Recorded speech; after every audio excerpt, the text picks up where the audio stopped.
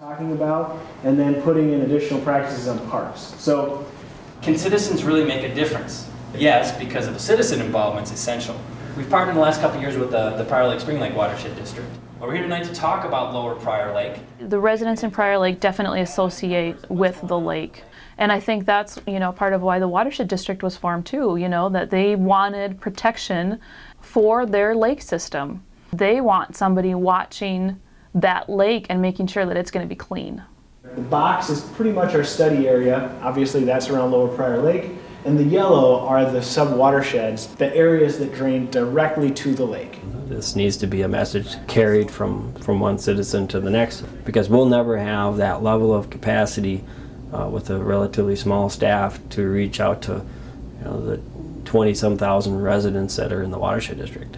We wanted to identify some of those in-lake factors that could influence water quality, whether it be biology like carp or plants that are coming up. We wanted to identify areas of high phosphorus loading in the direct drainage area, and then identify specific projects for implementation to reduce the phosphorus load. That's the piece that we're going to be looking for some of your input on. People have a desire to do the right thing. It's a matter of then communicating that message. That's part of the education piece of it. Good morning, I'm Christina, and this is Kim, and we are with the 5th grade. Every year, all our buildings in the district have an EE festival. Today, you are going to be scientists, and we're going to really have students learn from the great resource that we have from their windows and be able to explore hands-on all the different features that we have, especially, with our waterways. 135. We help with staff on a number of different stations. So think about all these lawns. Think about all of these agricultural fields that are putting pesticides and herbicides down. And all of a sudden, we have a little rain coming. Beautiful. And all of these pollutants are going to end up in that lake. You can find something in there. Found it.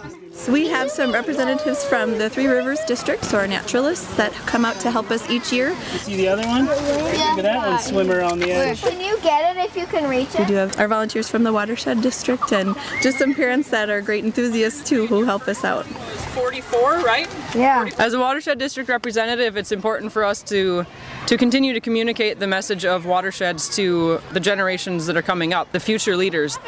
What can you do to make a difference?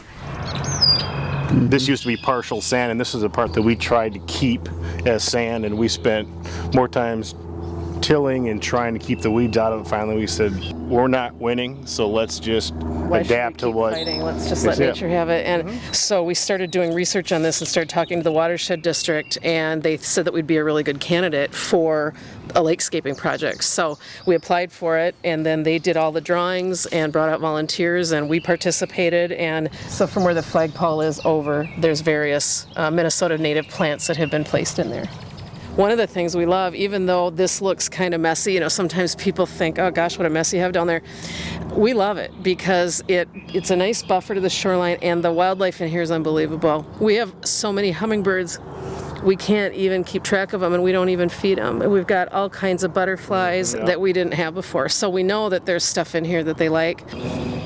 When we see the red-winged blackbird building their nest over there, and we see the hummingbirds down here and then the butterflies, it's magnificent. We don't have any regrets at taking away our beach. We wondered if we would when we couldn't play sand volleyball anymore and couldn't play horseshoes down here, but we haven't missed the beach.